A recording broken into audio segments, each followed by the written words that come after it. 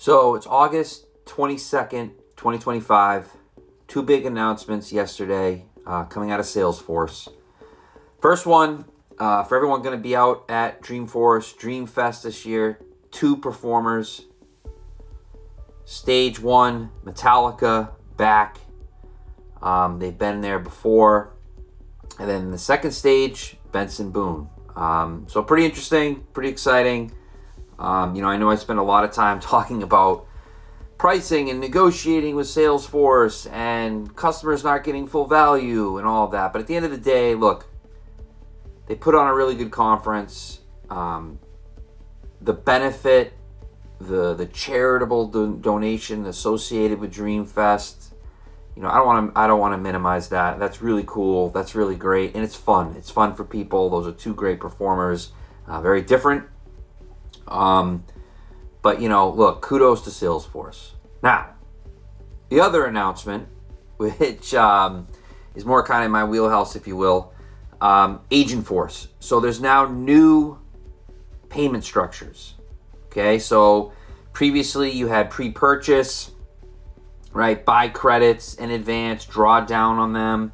That was good for customers that kind of had some predictability or felt pretty good about their forecasting. That came when back in mid-May, they announced the whole flex credits structure, right? So previous it was $2 per conversation, a little bit of pushback on that. They said, hey, let's change it up. Let's do flex credits. It's based upon buying 100,000 credits for $500. For every 20 credits, every action, that's the meter, you draw down at 20 credits an action. So again, that came out in May, and it came with pre-purchase. So now there's two new payment options. First, there's pay-as-you-go, pretty much as you would expect it to be. It's available now, no upfront costs. It's usually good for customers that have pilots, things of that nature. You pay monthly based upon how many credits you drew down. The second available payment structure, which is the second new pricing model, is pre-commit. Now that's not quite fully available. It's out in limited release. You make an upfront commitment, larger commitment, the better the rate. So again, like I always say, devil's in the details. It's all about what you can negotiate. It is, good now. Maybe there's three options.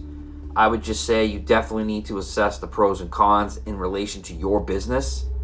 What makes most sense?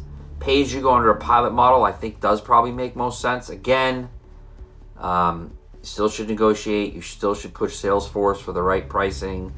What happens after you move out of a pilot, converting out of pay as you go, as an example? What would pre-commit look like? Let's negotiate that now. What are those rates? Pre-purchase is obvious.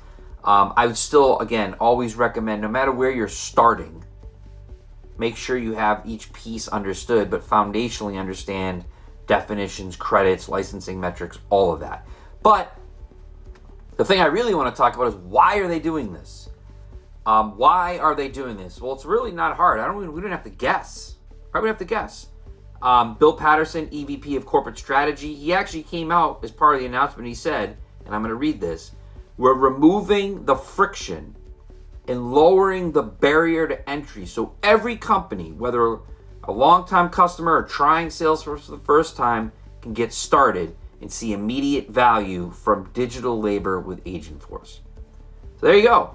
Right? Now, when I hear something like that, when I see pricing model changes or optionality, moving from conversations to flex credits back to May, when I see things like that, and having the pleasure to work with a lot of organizations, it's all about trying to find ways for customers to actually start using the thing they're telling the financial community customers will use, right? So he says it right there, remove friction, right? So obviously they need more customers. They need more customers to start using, because as I've said, consumption-based pricing, consumption-based products that have that, like Agentforce, which happens to also be AI, which a lot of attention is on. It is the way in which vendors can very quickly accelerate the spend profile, the flywheel effect of their customers. And the market, the financial community loves that, right? So the promise of that. So if you're going to start making different ways that customers can purchase, if you're going to start changing the metric, conversations to actions, you're going to spend time, kudos to Salesforce for listening. But behind all this, understand that you as a customer that are interested, giving them use, picking one of these payment options, however you want to look at it, is massively valuable. That's why you need to make sure that what you give them, you get back in turn the appropriate thing. The pricing, the understanding, the metrics. What happens if I move or want to move different pricing models at different points in time? I need that Salesforce to give you what you clearly need. And I will tell you, going into Dreamforce, I mentioned that earlier, customers also want to see it. Financial community want to see how Salesforce is doing. So Benioff wants to get on stage during the keynote and put up those new numbers. X number of growth in Agentforce customers, X number of growth in usage. So if you're one of them and you have something you can give, use this opportunity, the need for Salesforce to get something from you. The executive VP, EVP, Corporate Strategy, Bill Patterson, publicly saying there is friction right now. So you helping them remove some of that friction, which very much helps them, but do it right.